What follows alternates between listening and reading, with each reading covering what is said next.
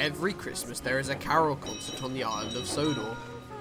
The town band plays, and lots of people come to sing carols around the Christmas tree. Afterwards there is always a special treat for the children, and this year, the Fat Controller wants the party to be an extra special celebration. It was 2 days before the carol concert. The Fat Controller's busy giving orders for everywhere to be scrubbed and polished ready for the special night.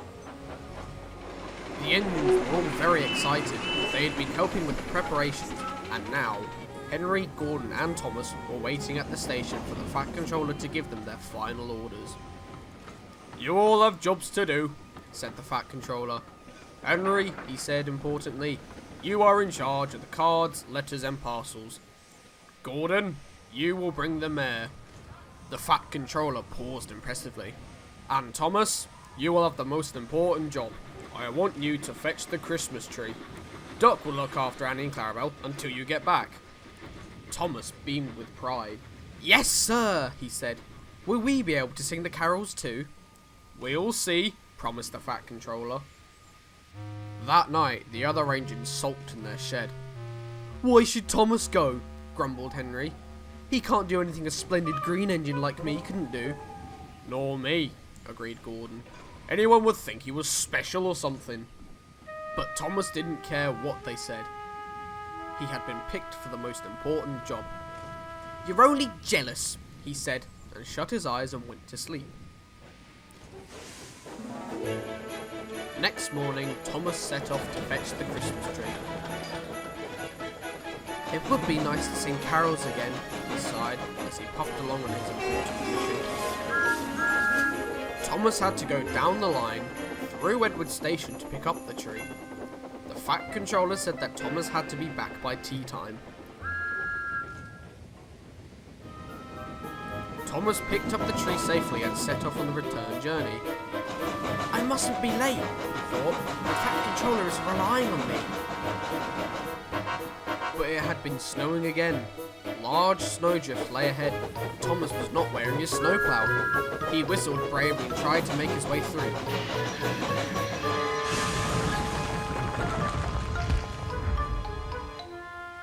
But he ran into a snowdrift and tried to turn his wheels, but it was no good. He was stuck. Suddenly,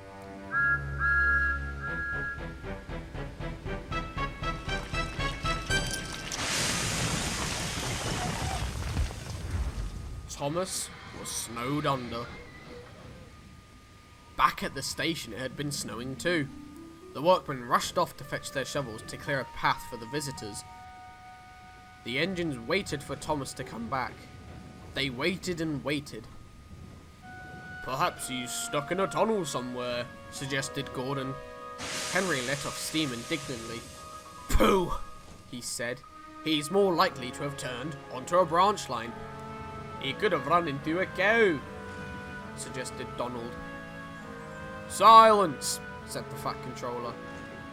"We know that Thomas collected the tree safely, but now the snow has brought the telephone wires down. We must assume that Thomas is stranded somewhere near Edward Station."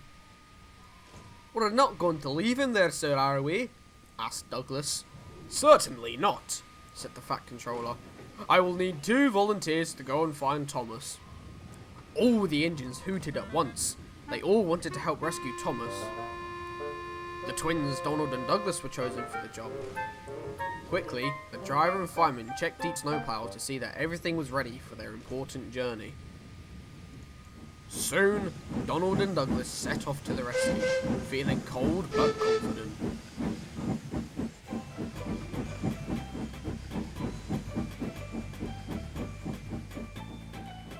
"Good luck," the other engines whistled as the twins left the yard.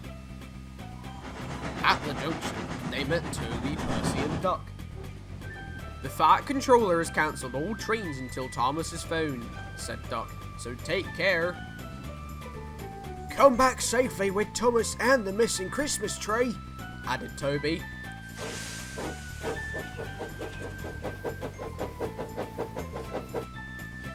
Donald and Douglas puffed bravely on.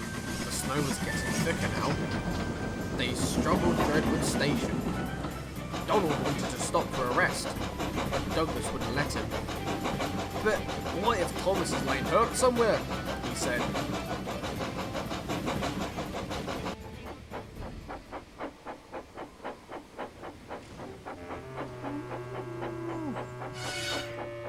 "What's that?" hissed Douglas. "I can hear something." Very faintly, there came a muffled cry. "Probably the wind," insisted Donald. "No, listen," said Douglas. "Oh, it's Thomas!" they cried together. "Come on," said Douglas. "Let's get him out. He must be frozen to the frames in there." The men began to dig away at the snow.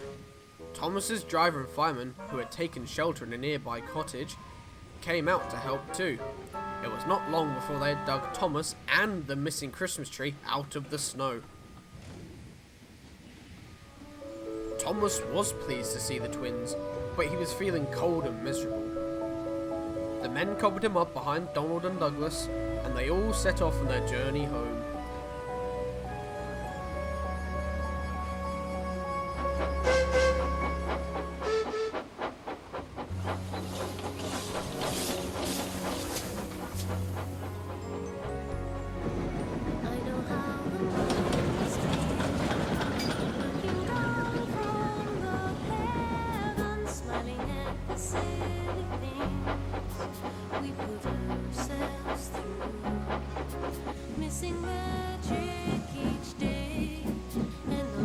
When the engines arrived back at the station, everyone gave Thomas such a warm welcome that he started to feel better. The Christmas tree was quickly unloaded, put into its tub, and decorated for the carol concert. There was a great rush to get the station ready, and by the time the mayor and visitors came crowding in, everything looked splendid. The fat controller stood in front of the engines.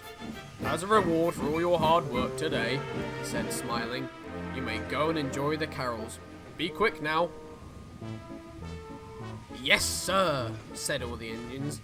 "Whoosh!" said James, letting off steam because he was so pleased. The fat controller paused. "Kindly remember that this is a special occasion. Be on your best behaviour, and I want no, whooshing, please." The engines took their places at the carol concert. 1, 2, 3, boomed the fat controller. And suddenly, as if by magic, the station was flooded with light. And there was the Christmas tree, decorated in coloured lamps, stars, and lights. Then the fat controller shouted, "3 cheers for Thomas the Tank Engine and all his friends." And everyone clapped and cheered. James was so excited, he let out a great whoosh. Everyone laughed, and this time not even the fat controller seemed to mind very much. Suddenly, there was a strange whirring noise. It seemed to have come from the sky. And there, with his landing lights shining brightly, was Harold the helicopter. He came down gently in the snow and stepped out a figure wearing a red cloak. Everyone cheered. It was Father Christmas. He handed out presents to the children and thanked the engines for rescuing Thomas and saving the missing Christmas tree. "Happy Christmas, Thomas, and to all your friends," he said. The carol party was a great success. Afterwards, Thomas and Percy went back to the sheds together. "It's no fun getting stuck in the snow," whispered Thomas to Percy. "But it was worth it for the party. Happy Christmas, Percy. Happy Christmas, everyone."